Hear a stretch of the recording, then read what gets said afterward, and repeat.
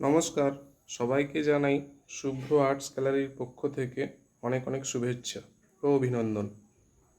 দেখো, আবারও আমি ছোটদের জন্য একটি সিনারি ড্রয়িং নিয়ে আজকের কাজ শুরু করব। প্রথমে আমি আকাশটি করে নিয়েছি হালকা স্কাই কালার দিয়ে। তারপর ধীরে ধীরে গাছের কালারটি দিতে শুরু করেছি।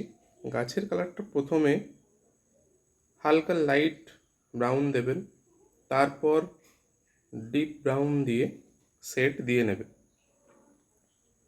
আবারও বলি, এই জায়গাতে কালার মেশানোর জন্য আমি একটি এয়ারবাড ইউজ করেছি।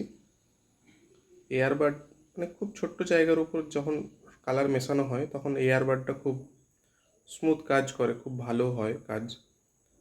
আর বাকি যখন খুব বড় জায়গায় কাজ হয় তখন তোমরা টিস্যু পেপার বা হাতে করেও মিশিয়ে নিতে পারো। তারপর দেখো, আমি হরিণটিতে কালার করে নিচ্ছি। লেমন ইয়েলোটা ঠিক পেটের কাছ থেকে হালকা পা এবং মুখের ওপর হালকা করে দিয়ে নিতে হবে। তারপর লাইট ব্রাউন যে কালারটি রয়েছে সেটা দিয়ে আমরা শেড দেব। সিঙেও তাই একইভাবে আমি করে নিয়েছি।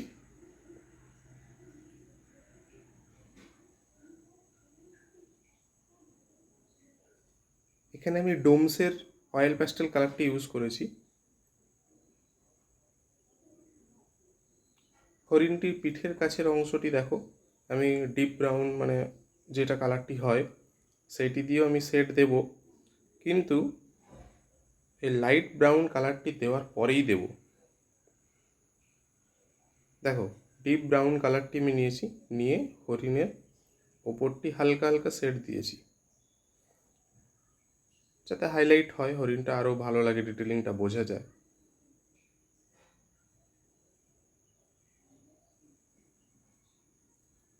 এইভাবেই তোমরা শেডটি দিতে থাকবে। আর ছোটরা চাইলে এটি কম্পিটিশনেও তোমরা চুজ করে নিতে পারো, এই ড্রয়িংটি কম্পিটিশনে অংশগ্রহণ করার জন্য। গলার কাজটা দেখো, হালকা অ্যাশ কালারটি আমি দিয়ে নেব। তারপর দেখো, লেমন যে অরেঞ্জ কালার একটা রয়েছে, মানে ডিপ অরেঞ্জ, সেইটি আমি কিন্তু ব্যাকগ্রাউন্ডে দিতে শুরু করেছি। তারপর লেমন ইয়েলোটা দিয়ে হালকা করে লাইট করে নিচ্ছি।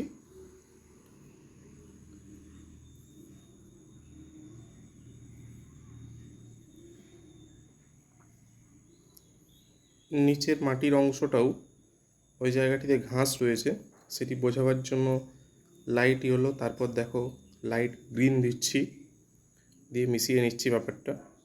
মিশিয়ে নেওয়ার পর ঘাসগুলো যখন ডিটেলিং আনা হবে, যে ঘাসে ডিটেলিং হয়, সেই ঘাসের ডিটেলিংটা আনার জন্য আমি ডিপ গ্রিনটি ইউজ করব।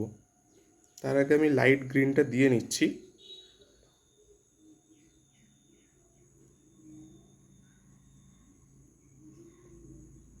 দেখো, তারপর ডিপ গ্রিনটি দিয়ে আমি নিচের দিক থেকে আমি দিতে শুরু করেছি, যাতে ছবিটা খুব ক্লিয়ারভাবে ফুটে ওঠে।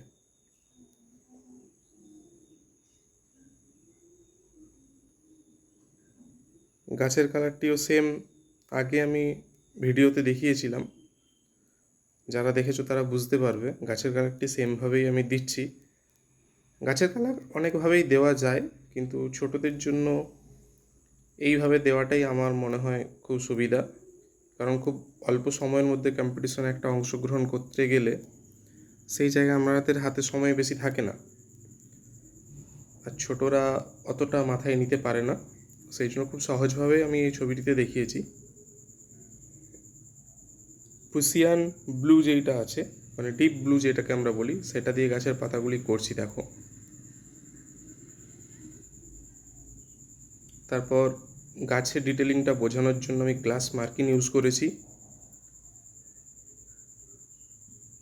আবারও বলি, যতটা সম্ভব ব্ল্যাক কালার তোমরা কম ইউজ করবে। বোঝানোর জন্য যতটুকু দরকার ততটুকুই দেবে, তার বেশি দেওয়ার কোনো দরকার নেই। কারণ ছবিতে ব্ল্যাক কালার ইউজ করলে ছবিটা খুব একটা ভালো লাগে না। হরিণের শিংগুলো এবং হরিণটিকে ডিটেলিং করার জন্য অল্প অল্প আমি গ্লাস মার্কিং ইউজ করেছি এখানে।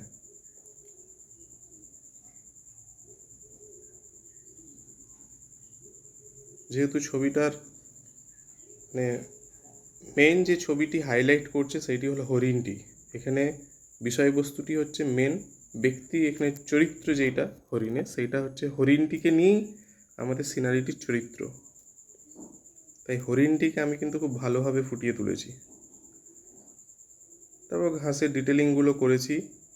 দেখবে ডোমসের একটা প্লাস্টিকের একটা পাতি থাকে, ওই পাতিটি দিয়ে তোমরা এইভাবেই কিন্তু ঘাসগুলি করে নেবে। দেখো রেজাল্টটা কেমন দাঁড়িয়েছে।